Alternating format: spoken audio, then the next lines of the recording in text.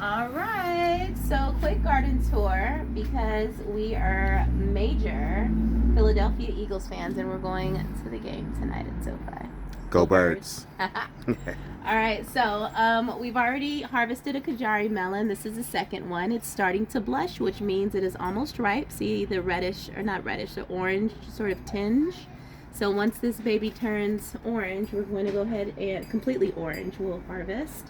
The Kajari melon has seen better days, the plant itself, but around this time of year, November 24th, is it? Sunday, November 24th, it's expected. I'm just happy to get Kajari melon. And also volunteer tomatoes. Look at this, and it's starting to flower. Zone 10A, 10B, let's do it. Looking so good. We have our cucumber. Oh, let's go ahead and harvest it. I'm gonna make pickles. Oh, yeah, there. Cucumber. I've pollinated these. Not too much bee action these days, but that's fine. Sunflowers, we're going to cut these and use them as, we'll put them on the table for a display for cut flowers for Thanksgiving. So that's opening up. This will open up. We have a couple of days. We're going to have a nice flower arrangement. We have our squash here.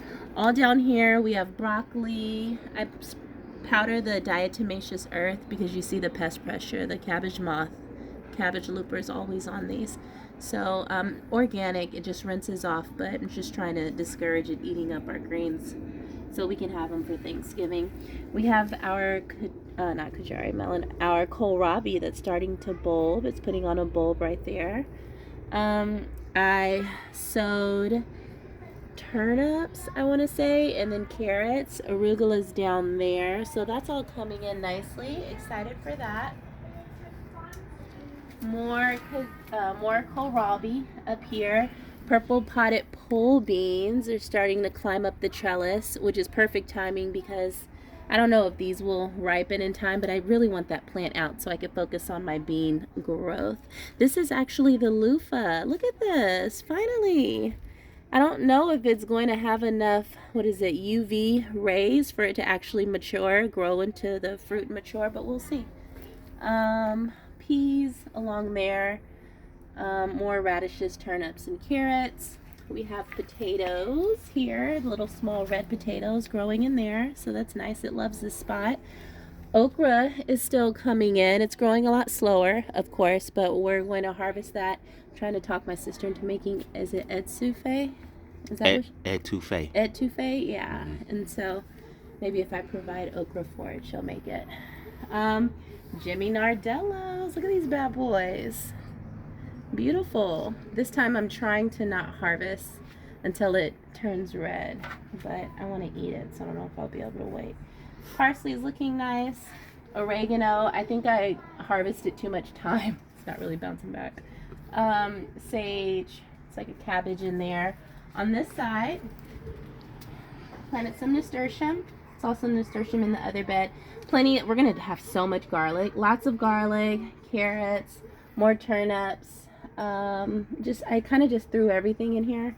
I think one of the seed packs opened up in my Ziploc bag. I didn't know what it was, so I just kind of tossed it. That's kind of fun. One of the fun things about gardening, you just garden, live and learn. Finally, look, a Chinese red long noodle bean starting to flower. Happy for that. I didn't know this one made its way all the way up here. Look at this. I want it to go up here, the trellis, and not the trellis support. Once that grows more, I'll train it. More purple potted pole beans here.